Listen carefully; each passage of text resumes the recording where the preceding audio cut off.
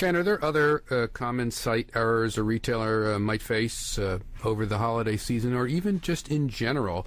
And can you run down some of the risks of these failures? Well, I don't really feel like it's common site errors so much as knowledge and proactive planning that really help to mitigate potential operational risks. Projecting expected shopper demand and ensuring your systems are ready for that is part of a good systems management, part of any good systems management called capacity planning. Truly understanding whether your own IT team, your hosting provider, your full-service e-commerce on-demand provider, or your credit card processor is doing a good job for your business and your customers is also critical. And monitoring and load testing help provide the metrics to bridge perception and reality. If downtime does occur, how can retailers best handle the situation? The critical thing here for retailers to be considering is that everybody needs to have a plan B. Probably the clearest example of that comes to mind is the Yahoo Stores issue that happened last year. And I know that some of my customers were affected, and the ones who reflected to me that they were able to minimize the impact were the ones who had a good plan B. Like, we put up a basic web page that said, call this 800 number to place your order. We brought in, employees to take the calls and take the orders. And even though our service provider had an event that was hurtful to us, we minimized the impact because we were ready to go with a plan B. I also think that, as we had mentioned before, that handling these situations that were unexpected with humility and grace is critical to minimizing their impact on each individual shopper.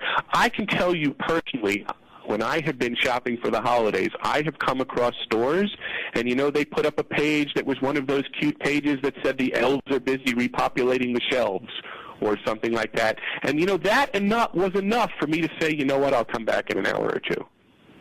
It's those things that help you stay connected with your shoppers, that show that, you considered that event, sometimes carries more weight than the fact that you didn't perform as expected up front. Let's drill into that a little bit more and maybe also a little more broadly by answering what are some of the common mistakes or assumptions that retailers make as they head in to the holiday season.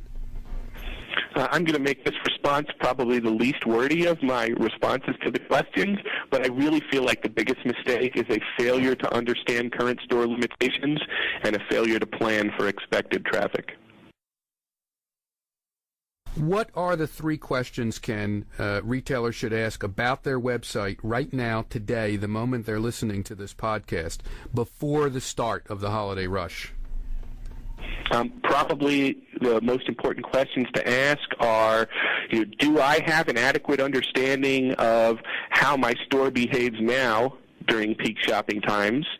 What am I projecting in terms of expected shopping traffic during the holiday season? Can my site fail to meet those projections? And do I have a plan B in case things don't go as expected? We're recording this podcast very early in November 2008, well before Black Friday.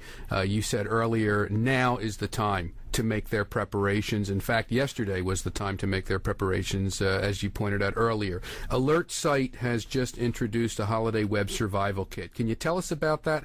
What is it? How does it help retailers? And why should they take advantage now? The Holiday Web Survival Kit is a very special package that we have put together to help online retailers take advantage of AlertSite services during this critical pre-holiday period. And the package is designed to offer interested companies a free 30-day evaluation of AlertSite services, which include website availability monitoring, web transaction monitoring to keep an eye on all the store processes with our DesiaClick True User Monitoring technology, a consultation with our performance advisors, as well as half off one of our on-demand load tests. And what do they have to do to take advantage of this? It's pretty straightforward. Just show up at the website, sign up for the free trial, and mention to your performance advisor that this is what you're here for. And that would be www.alertsite.com, folks. That's www.alertsite.com. Thanks so much for joining us today on the podcast, Ken. Thanks for having me. Have a great day. Thank you for listening to the AlertSite Podcast, a global perspective on website performance. For more information, visit alertsite.com.